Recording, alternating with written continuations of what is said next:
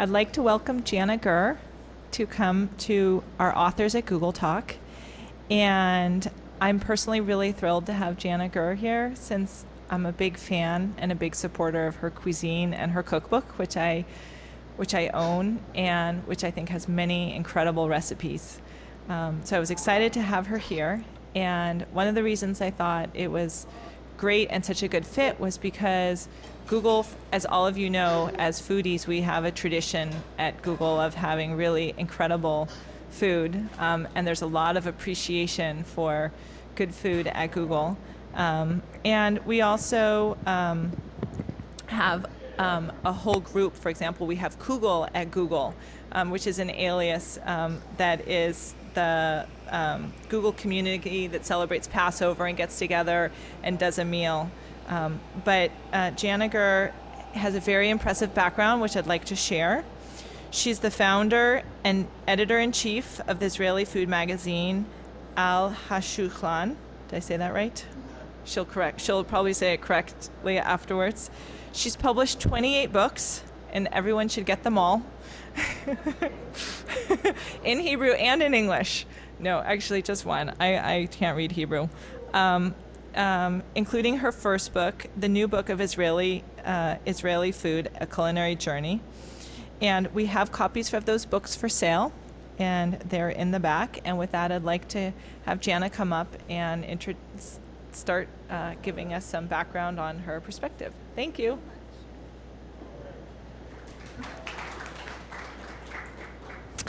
Hi, good afternoon.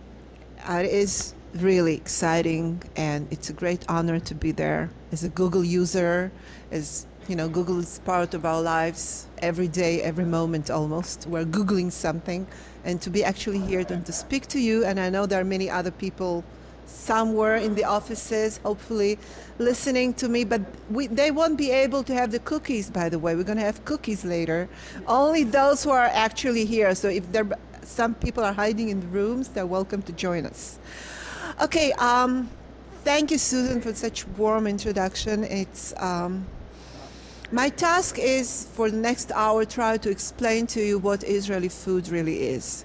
And it's a simple question. It's a tricky answer because it's food and cuisine and the making, changing all the time, redefining itself all the time. And since we're foodies here, I hope, mostly people who are listening in, I decided to do it not through history, not through long and theoretical discourse, but through 12 dishes and ingredients. So it's going to be the story of Israeli food in 12 dishes. And the first one, sorry, I have to wait a second. I forgot that I'm not.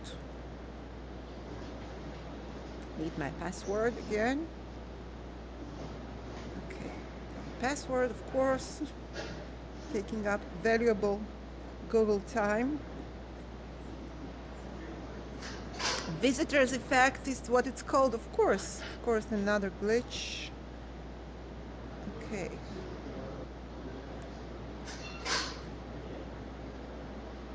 Okay. Thank God. Could be really embarrassing. Okay. So here we have our first, the first thing you actually think about when you say Israeli food, you think about falafel.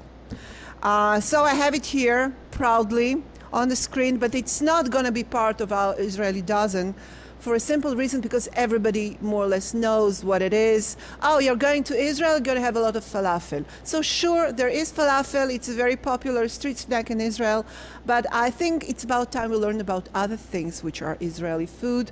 And let's move to our next member of the family, actually our first one.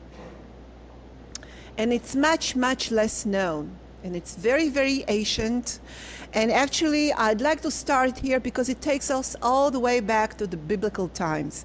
And Israel is a very young country, 62 years old. But we do have very ancient history. It goes all the way 1,000 years ago. And this product has actually a very fascinating story. It's called Freekeh in Arabic, in modern-day Arabic, but it also appears in the Bible.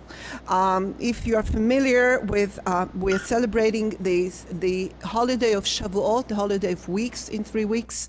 And there is a very famous love story between Boaz and Ruth, this poor widow from Moab, and wealthy older man, and they fall in love and they get married and they become grandparents of King David. And their seduction scene is actually a picnic. He's feeding her.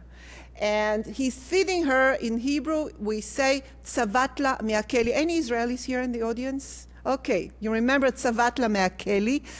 Pinched her from the keli. Keli in modern day Hebrew means a toast. But obviously, Boaz didn't have a toaster in the field. So it should be something else. It should have been something else. It's something that we call in Hebrew also karmel. And it means green, cracked, toasted wheat. Okay, so why green toasted wheat? Because in the ancient times, we have this very, very extreme heat waves in Israel during springtime, and the farmers were afraid that the harvest will be ruined, will burn out, so they harvested some of the wheat early, toasted it so it wouldn't spoil, cracked it, and used it for cooking and toasted it. So it's a little bit like bulgur wheat, but it's green wheat. And it's extremely, extremely flavorful. It has some very interesting smoky flavor. It's popular in Arabic and Druze cuisine. Actually, it's a very ancient product that survived thousands of years and remained in Arabic cuisine. And Israeli chefs just fell in love with it lately, and it became one of the trendiest dishes on Israeli restaurant menu. So this shows the continuation of tradition from the Bible all the way to the modern age. And here I think we have glasses. Next. Okay. Here we go. This is actually Boaz and Ruth in the garden. And this is Freekeh pilaf, made from one of our latest Israeli cookbooks, very flavorful. I think you can get it in the States as well. It's called green wheat, and this is the first member of my Israeli dozen. And let's move on to the next one. We're still in the biblical times, and any ideas what is this beautiful fruit or vegetable? Anybody? Dates, that's right. Usually I hope people will say olives or grapes, but these are dates. Dates are one of the symbols of ancient Israel. They are the member of the 7 species, the 7 fruits and vegetables with which the land of Israel is blessed. You all know the expression, the land of milk and honey. Okay, now the theory is that the honey in the milk and honey is not bees' honey, but date honey. Date molasses, actually, and it was the very important sweetener in the ancient times. Israel was covered with date groves that looked something like that. Okay, this is the harvest. The same dates we've just seen, the red ones, that's the way they look on the tree. So as I was saying, the date honey, the honey in the land of milk and honey is actually date honey, and that's what it looks like. You can see it's brown, it's sweet, it's less sweet than actual honey, and it's sort of caramel flavored. And again, it comes originally from Iraq, from Iraqi Jews were those who brought it to Israel, because you all know that Israel is actually immigrant societies with people coming from all over the world, each one bringing their own food traditions. So the date honey, or as we call it in Hebrew, silan, actually arrived with Iraqi Jews. And today, well, you know, bee producers, honey producers in Israel really have a problem, because silan is winning, it's becoming more popular than actual honey. It's cheaper to produce, it's less sweet, and it's very, very trendy. So I think in the States you can find it maybe in Middle Eastern shops or in stores that carry Israeli produce. You should try it. It's great for glazing. It's actually a little bit thinner, a little bit less sweet, but it goes, again, all the way back to biblical tradition, and yet another ingredient that comprises what we now call the Israeli cuisine. Okay, and now we come to something that everybody knows. I mean, guess anybody who doesn't know what it is here? This is, of course, hummus. And hummus is something, oh my God. Okay. Hummus. Now, hummus is basically very, very simple dish. It's chickpeas soaked and cooked, tahini, lemon juice, water, condiments. It's popular all over the Middle East. Everybody has hummus for breakfast, maybe as a part of meze plate, but in Israel, hummus is actually, I think, I would call it a religion. Definitely cult food. People rarely make it at home. They usually go out to a restaurant. This one is, for example, from a place called Hummus Said in Akko, one of the most famous hummus places in Israel. And it's a very male thing. You don't use knife and fork. You use a piece of very really fluffy pita and you mop it up. And if you had real hummus, freshly made, that didn't spend any time in the refrigerator, you will know it's an amazing, amazing dish. Otherwise, I know many Jewish people in the United States know it as something you serve at the bar mitzvah. And it's really nothing impressive. This is not real hummus. Real hummus you make and you serve it once. It has to be warm because, hummus in Hebrew is chimtza. Vinegar in Hebrew is chometz. It's the same root, and this is not accidental. Hummus spoils very, very quickly. So to make industrial hummus, which what most people in the States know as hummus, you have to stuff it with antioxidants, citric acids, all kinds of stuff that spoils the flavor. It's actually very easy to make hummus at home. The recipe is in my book, but you can find it anywhere. And the secret is make it and serve it. That there is no other way. And when it's good, it's really, really amazing, fluffy, flavorful. And actually, there was a research conducted lately that proves that eating hummus actually releases endorphin in your mind. So it's the ultimate make feel well food. Let's see if I'll be able to move safely to the next step. Okay, here we have two other famous hummus temples, I would say. The bottom one is Ali Caravan, the most famous hummus in Tel Aviv, or should I say in Jaffa. By the way, invariably, best hummus places in Israel are owned by Arabs, and this is no exception. Ali Caravan in Jaffa. It's very rare, actually, to be able to grab a table in Ali Caravan. Usually have your hummus standing up on the pavement and balancing the plates and the pita. And a few months ago, I brought a bunch of really cool, important American food writers to Israel on a culinary trip. And my fantasy was to take all these sophisticated New Yorkers to Ali Caravan and have them eating hummus standing up, and they did. And one of them said, after they tasted the hummus, he said, well, actually, mesabacha, which is a variation on hummus, warm chickpeas with tahini and condiments, that is really out of this world. He tasted it and he said, okay, and now what I'm going to do for the rest of my life. I mean, that was so, so great. So this is hummus. And as I said, another component, another cult food, much more than falafel, by the way. Falafel is sort of a little bit think of the past. We do still have falafel joints, but they are dying out. And hummus is stronger than ever. About a year or two ago, I think you might remember, Sharon, we had this very short-lived fashion of fancy hummus with all kinds of creative toppings, like bolognese on top of hummus and mushroom ragu. It went away, thankfully, very quickly because you don't fool with hummus. And one last thing before I move to the next item, actually during my first book tour a couple of years ago, I arrived in Israel to the States, and I had a whole bunch of themes that I wanted to talk about, but everybody wanted to talk with me about hummus, and I couldn't figure out why until I realized that there was this movie, Don't Fool with Zohan, right? So everybody wanted to know all about hummus. And, well, but hummus outlives even trends like Zohan. Okay, and now we have something else stuffed in a pita. Now, you must understand in Israeli food culture, pita is not just a pocket bread. It's a way of eating. It's a way of life. You stuff anything into a pita. You can stuff the whole lunch into a pita. You can stuff schnitzel, French fries, salad. It goes all in a pita, and it's actually sort of a movable lunch, movable table.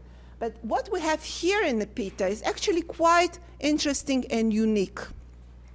And it shows for me yet another aspect of Israeli food culture. It is called sabich. Anybody familiar, except the Israeli here in the audience, anybody familiar here with the word sabich?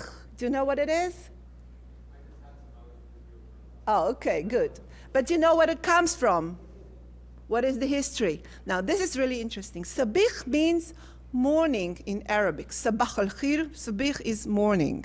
Now, it's actually a combination of fried eggplants, hard-boiled eggs, hummus, which we already know, and amba, a very spicy condiment coming from Iraq and made from unripe mango. This combination, this very delicious sandwich combo, actually originates in an Iraqi Jews Shabbat breakfast. Now, this needs some explanation, I guess. I guess you know that according to Israeli religion and Judaism, you're not supposed to do any work on Saturday. Everything has to be done in advance. You cannot light fire and you cannot do any manual work. On the other hand, weekend is the time when you are supposed to have your best meals. So to solve this problem, we have a lot of dishes designed to be prepared in advance and enjoyed during the Shabbat. We have very, very famous cholent you've all heard about, the Jewish Shabbat casserole that stays all night in the oven and then fills the house with all these hearty smells, and after you eat some, you can only go to sleep. It's so filling and so heavy. And that's actually a good idea because there's nothing much to do on Shabbat afternoon anyway. You cannot go to movies, the observant Jews. And the other thing is breakfasts. Breakfasts are usually cold food prepared in advance and things that can be enjoyed cold. Now, Iraqi Jews would have this spread of grilled eggplants, hard-boiled eggs, hummus, and condiments on the table, and they would make their own pita with that. One gentleman from Givatayim, a small town near Tel Aviv, turned this sandwich combo into an economic empire. He became very rich sending this sabich thing, and today you can go into a trendy restaurant and order a sabich and a focaccia, but the origin is Jewish ethnic tradition, Jewish ethnic food from Iraq. And this actually teaches us two things about Israeli food. One, that it draws its inspiration from Jewish ethnic cooking. And number two, Jewish ethnic cooking is much, much more than what we know, especially in the States, as Jewish ethnic cooking. It's not just gefilte fish, chopped liver, chicken soup, etc.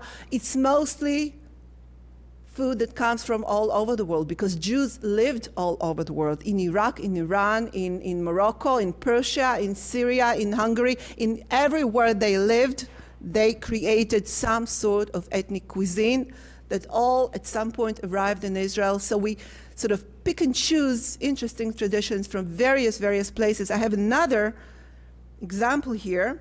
By the way, this is interpretation by a very famous Israeli chef, Yaron Shalev. It's also called a sabich. I guess it has some eggplants, even though you cannot see them. It also has seafood and stuff. He calls it sabich. Doesn't look like one, but it's very good, actually.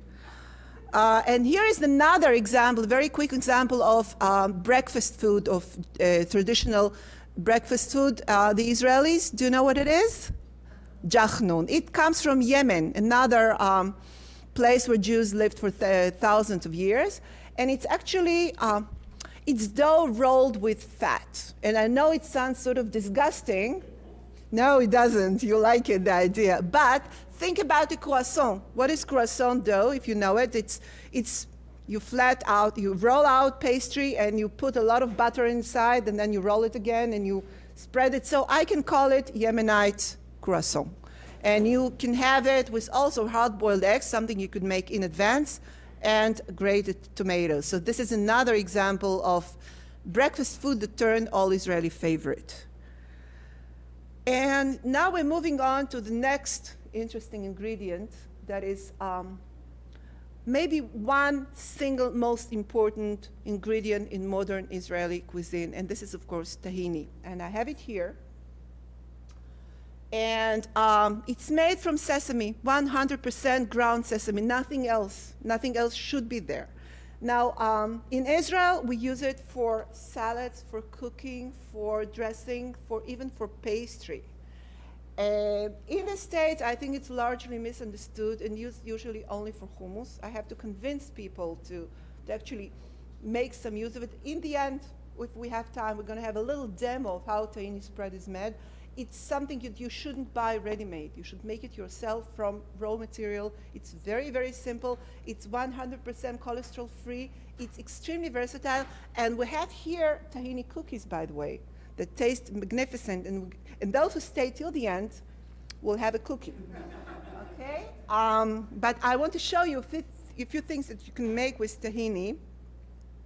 For example, these are lamb patties with tahini sauce. It's based on an Arabic dish called sinia. In Arabic cuisine, tahini is often used for cooking and for baking. It doesn't break. It stays, it sort of hardens a little bit, and it gives very interesting flavor to the food. This is fish fillet with raw tahini sauce. When I say raw, I mean tahini the way it is. I mean, you can't really see, but it's like brownish paste. When you use it with water, mix it with water, you change the consistency. We'll see it in a few minutes. And what else we have is tahini. Okay, sorry, the one you saw before. I want to go back to that. It's really cool. No, please. Back. Okay, this is tahini ice cream. Okay, now it sounds sort of strange, but do you know what is halva? Okay, many people like halva. You know that halva is sweetened tahini. The same thing, but with added sugar or honey. Now, halva ice cream sounds great. So this is actually the same idea. And what you have on top, these little hairs, are shredded halva. Amazingly sweet and fluffy. It's like eating sweet clouds. It's really great. So tahini, again, it's a Middle Eastern staple. It's used everywhere in Middle Eastern cooking. Israeli chefs adopted it. They use it in very creative ways. We make all kinds of flavored dressings with that, and you should learn how to use it. It's a wonderful substitute for mayonnaise. 100% cholesterol-free, very healthy, very calorie-dense, but good calories. Okay, and now we come to the next symbol of Israeli cooking, and that's the Israeli salad. Now, again, we did not invent it. Israeli salad is something that is actually chopped salad, cucumbers, tomatoes, onions, sometimes peppers, sometimes mint or cilantro, olive oil, lemon juice, maybe radishes, but this is actually the basic thing. It has to be cut before you serve it. You don't make it in advance because the tomatoes go all mushy. Now, similar salads are found throughout the Middle East, but I think Israel, I'm quite sure that Israel is the only country in the world where you eat salad for breakfast. Actually, we eat it 3 times a day for breakfast, for lunch, and for dinner. We sometimes stuff it in a pita, and we sometimes serve it with tahini dressing. It's actually quite delicious. And as I said, Israeli salad is part of the Israeli breakfast. And what sets apart Israeli breakfast from all other breakfasts is the fact that we eat salad. And it originated, actually, this tradition of having salad for breakfast originated on a kibbutz, this, utopian agriculture commune where everybody was very much part of early Israeli history. And on a kibbutz, the farmers, the workers, would go into the fields very, very early. You all know what a kibbutz is, of course, and I have to explain. Okay, they would go to work very early, like at 4 o'clock in the morning, because it's a very, very hot country.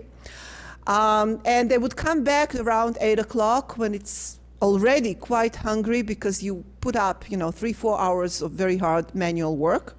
And actually, your breakfast would be almost your lunch. So they ate whatever was available, and what was available were fresh vegetables, of course. So they would, actually, the kibbutznik would cut up their veggies by themselves and have some simple dairy products, maybe some bread, maybe some orange juice, but Israeli salad was there in the middle, in the center. And today, I don't think you can have an Israeli breakfast without a salad, and I have here some nice examples. This is a variation using very various kinds of tomatoes. We have great tomatoes in Israel. I don't know if you know that. I didn't know that, but it turns out that Israel invented cherry tomatoes, which is, I think, quite an important thing, after ICQ, I guess. And this is an example of a restaurant version of an Israeli breakfast. You see some, fancy croissant at the background, even some sausage and cheese, and soft-boiled eggs, and the salad right there. Very nice version of Israeli salad. If you go to Tel Aviv today, actually some of the nicest meals you can have in Israel in general is breakfast. It's very many leading restaurants serve breakfast, and they turned it into really delicious and elaborate meals, very cheap, by the way, and sometimes they serve it throughout the day. They just call it breakfast, but you can have it in the afternoon also. And there will be a salad. Okay, and now I mentioned the fact that Israeli salad was not invented in Israel. This little fellow was actually, I can show you the way it looks. I mean, this is the raw material. And this is probably one of the only ingredients that were actually invented, food ingredients, actually invented in Israel. And it's known in the States as the Israeli couscous. It's not couscous. We in Israel call it Ptitim. Ptitim means little flakes, and it's actually toasted pasta flakes. And to tell you the story about them, I have to take you to another interesting period of Israeli history. We're talking about early 50s, right after the state of Israel was founded, and there were huge waves of immigrations, like 4 or 5 times larger than the original population of the country. And the result was that there was shortage in everything, and food was rationed for a while. That became known as the age of austerity, or Tkufat Hatzena in Hebrew. And there were not enough meat, not enough fish, not enough dairy products, and of course not enough rice. And the legend is that Ben Gurion himself, the prime minister of the state of Israel, the first prime minister, came up with an idea to produce pasta flakes that would resemble rice. And that's why the first version of Ptitim was actually called Ben Gurion rice. Now, but it was not only rice shape, it could be couscous shape or bowl shape like these guys. And at some point in the 90s, now in Israel, you must understand, Ptitim is something kids love. It's a hit of the kindergarten lunch menu, right? With a little bit of ketchup on top. And in the 90s, suddenly Israelis discovered, to their very great surprise, that these Ptitim have become the most trendy ingredient in New York restaurants. So how did this happen? It was reborn as Israeli couscous.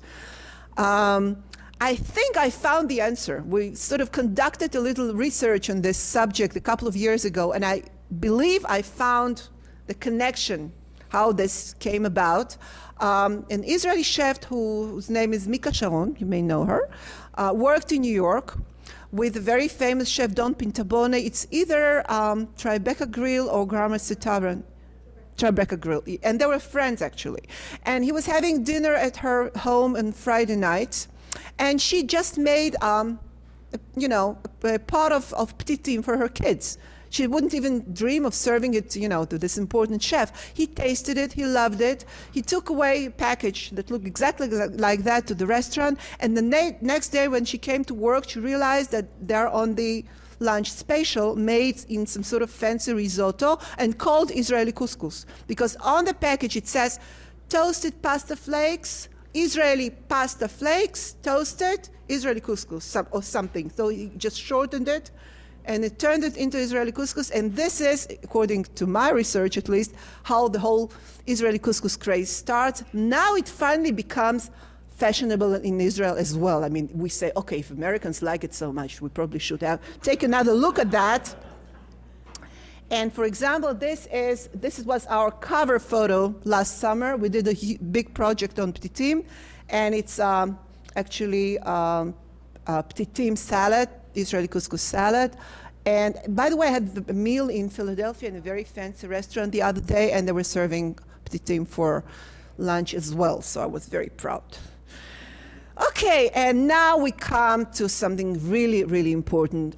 Before I settled on the name for my book, the Book of New Israeli Food, I was sort of trying out all kind of interesting names for the book, and one of them was His Majesty the Eggplant and Other Vegetables, because this is the king of Israeli vegetables, by far the most important one.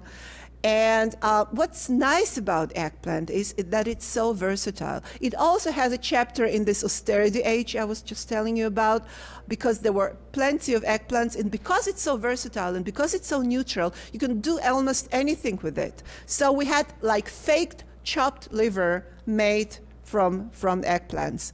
Later on, all the rage were fried eggplants, especially in Middle Eastern restaurants, sometimes with tahini or with yogurt. But the current and most contemporary, and in my opinion, the best way to cook eggplants is to burn them or flame roast them. This is the way to do it. I remember one of my New York lectures, I so convinced somebody to do it that she tried to make it in her New York kitchen, and the firemen came because all smoke detectors were buzzing. But if you have a barbecue, or if you open a window, it's completely safe. You just put it on the stove. It doesn't have to burn like that, but you do flame roast it until the skin is charred and soft, and then you scoop out the flesh, and it has this wonderful, smoky, delicate flavor that cannot be achieved if you make it in the oven. Sorry, it has to be open fire. And once you have this charred or burned or flame roasted eggplant, you can do a whole bunch of things with it. For example, you can make the classic baba ganoush, which is flame roasted eggplant with tahini. Or if you are a trendy Israeli chef, you will do something like that.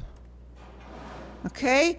This is, I call it baba ganoush deconstructed. You take the whole eggplant, you slit it open, and instead of making a salad, you just pour the ingredients on top of the vegetable. Here you have silan. Remember I mentioned silan, some olive oil, some tomato seeds, maybe some herbs.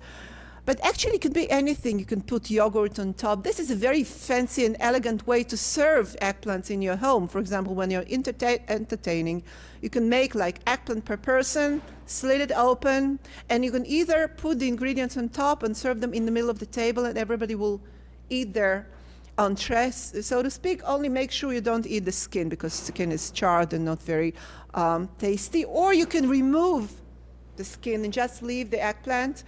And then it could be something, for example, like this. This dish is from a very nice restaurant in Tel Aviv called Shila. And it's like quintessentially new Israeli cuisine. You can see the eggplant on the bottom. Okay, it's without the skin, so it looks sort of beige colored. On top, you see the Israeli salad mixed with raw fish, like sashimi style raw fish. Very sort of nouveau Israeli style of serving fish.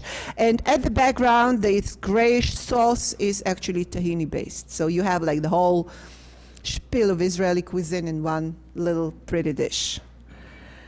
Okay, and we're moving to the next trendy item. Somebody goes, yeah, do you know what it is?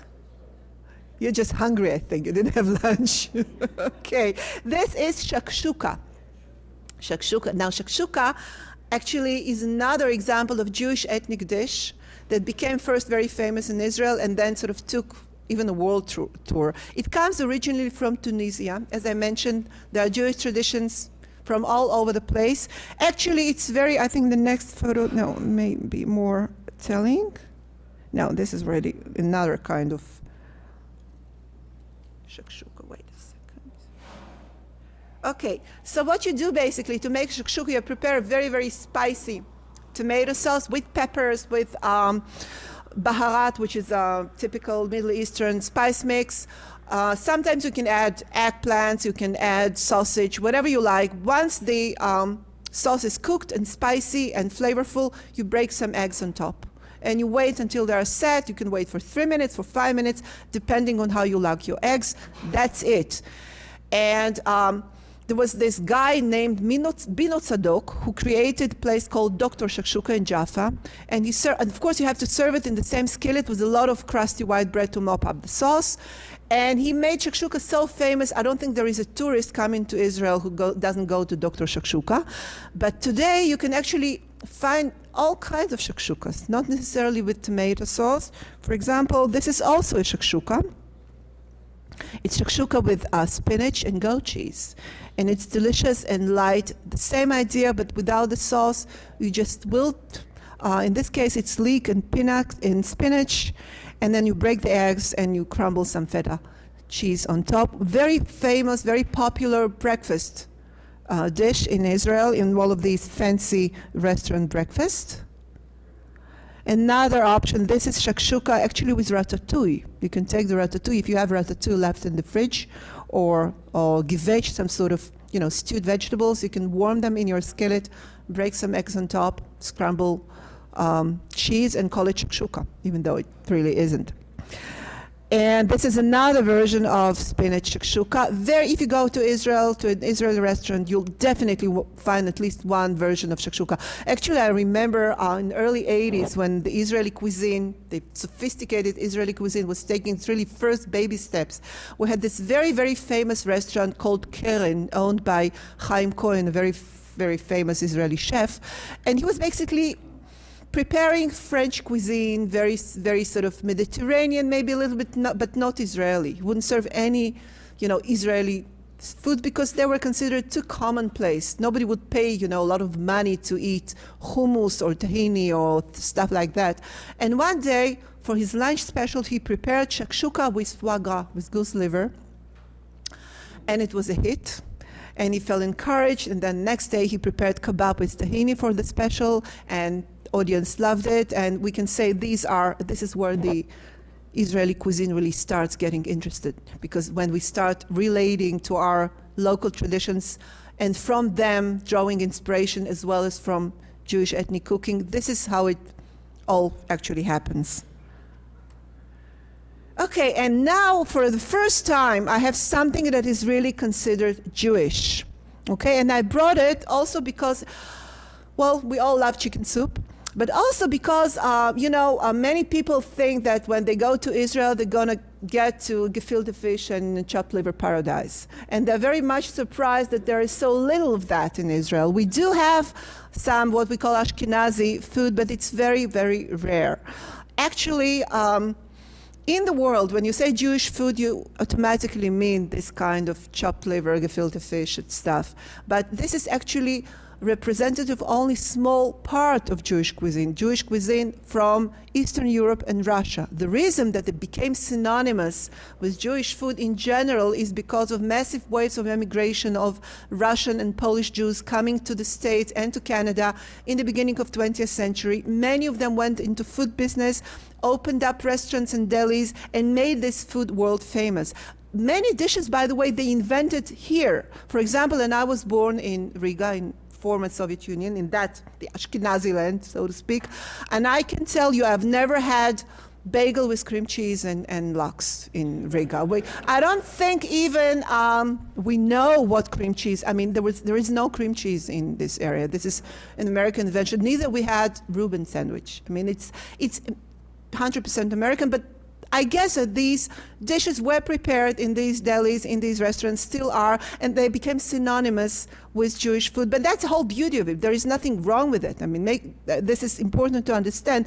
That's how cuisines evolve. That's how Israeli cuisine evolves. That we take inspiration from various dishes, we play around with them, we fuse them with something else. And this is actually a very good example, and I have a personal story about it. This is Jewish chicken soup.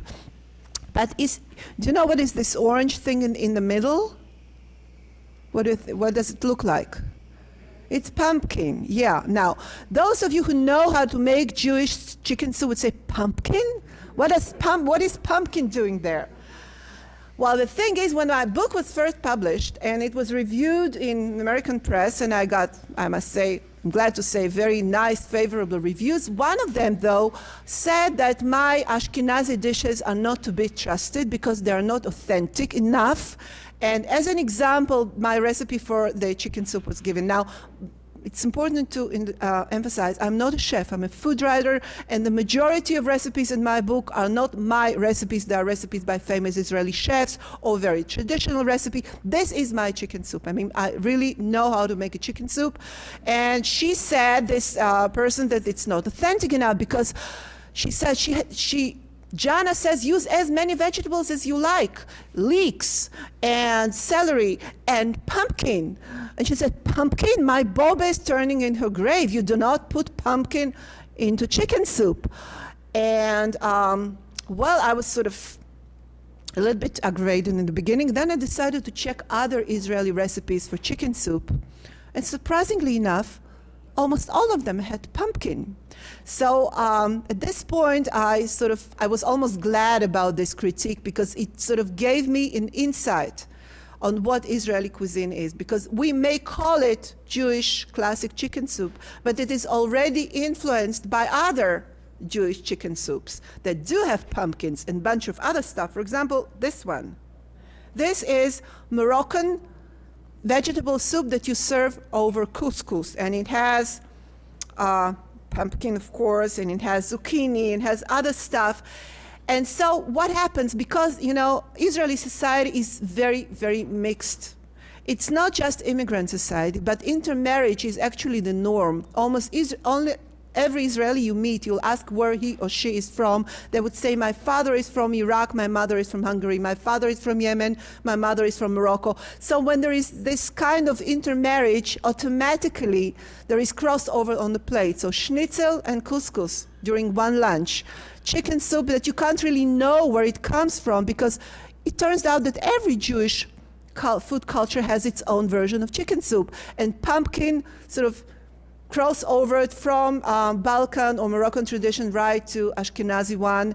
And I think that's the whole beauty of that. So thank that, I don't remember her name, this critic that gave me this wonderful insight. And now we come to Malabi, another Ole Hadash, new immigrant, this time from Turkey. It's a very sweet, lovely pudding made from water, corn flour, milk, and rose essence. It started out as street snack that would buy, you know, from street carts, and it developed into a very fancy dessert. That's how it would look like in a restaurant. The red sauce, the raspberry sauce, goes on the bottom instead of on top, and then you have the actual pudding, and on top you have some nice little fruit compote, an example of street food that turned into a restaurant dessert. And this is Malabi cheesecake, the same idea but applied to a cheesecake flavored with rose essence. And now we come to the last one of the dozen. I just couldn't resist bringing this photo, which in my opinion is the most beautiful photo in the book. And it's actually interesting because these are, of course, pomegranates, and this is a pomegranate grove. You know, it's interesting with symbols. My book has pomegranates on the cover, and two other Israeli cookbooks, very, you know, sort of cookbook, coffee table books published in English, also have pomegranates on the cover. And frankly, and Sharon will correctly, we do not use that many pomegranates in cooking. I mean, we sometimes sprinkle them on top of tabbouleh salad. I mean, people buy them because they are so beautiful and they look nice in a bowl on the table. But during recent years, when the nutritionists discovered that they have all these amazing antioxidant qualities, somebody became crazy.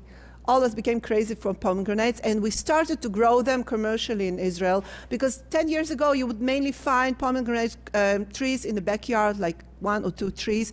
Now we have this amazingly beautiful pomegranate groves that I think for me it looks like the fruit of the Garden of Eden, something that was the Adam and Eve were tempted to eat.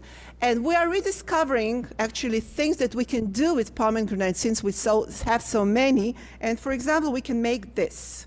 This is one of my favorite chefs. His name is Erez Komarovsky, one of the most interesting and creative Israeli chefs. Here he makes a beet and pomegranate salad. A wonderful combination, same color, different texture, different flavors. If you have pomegranates in season, try it. It takes 2 minutes. I think it's one of the best salads in the book. And Here, and this is where I want to finish, I go back to Jewish ethnic cooking, which for me is one of the most exciting aspects of our food culture. As I told you, Jews have lived all over the world for centuries, for thousands of years. Wherever they lived, they created their own cuisines. And we have all of them now in Israel. It won't last long, by the way. It will be gone in a matter of generation or two because this is time-consuming, labor-intensive style of cooking. And these cuisines actually represent cultures that do not exist anymore. Think of it, there are no more Jews left, neither in Iraq nor in Iran, Syria, Persia. So these are endangered species, but they still do exist. And those of you who are interested in ethnic cooking and have access to these wonderful cooks should learn how to make a few recipes and try to preserve them for future generations. What we have here, by the way, is the lady, I forgot her name, I'm afraid. No, her name is Rachel, actually, and she's from a lovely Persian restaurant in Kfar Saba, a little town near Tel Aviv, called Gohar, and the dish she's holding proudly in her hands are lamb patties in fasanjan sauce. This is Persian sauce made from walnuts and pomegranates molasses and served with fresh pomegranates and cilantro. Amazing dish, now existing in Israel, going back all the way to 1,000 years ago when it was first created by Persian Jews. And for me, this sort of closes the circle, the cycle of what we call Israeli cuisine, which is cuisine in progress. We don't even know where it's going, but one thing I can tell you, those of you who haven't been to Israel or who have been, we're having some great, terrific, fresh, healthy food, and it only will get better with the time, I think. Now, if we have time for a little tahini demo and you have energy, I'll be happy to oblige. If not, I'm ready for questions, or we can do both things simultaneously. And thank you very much.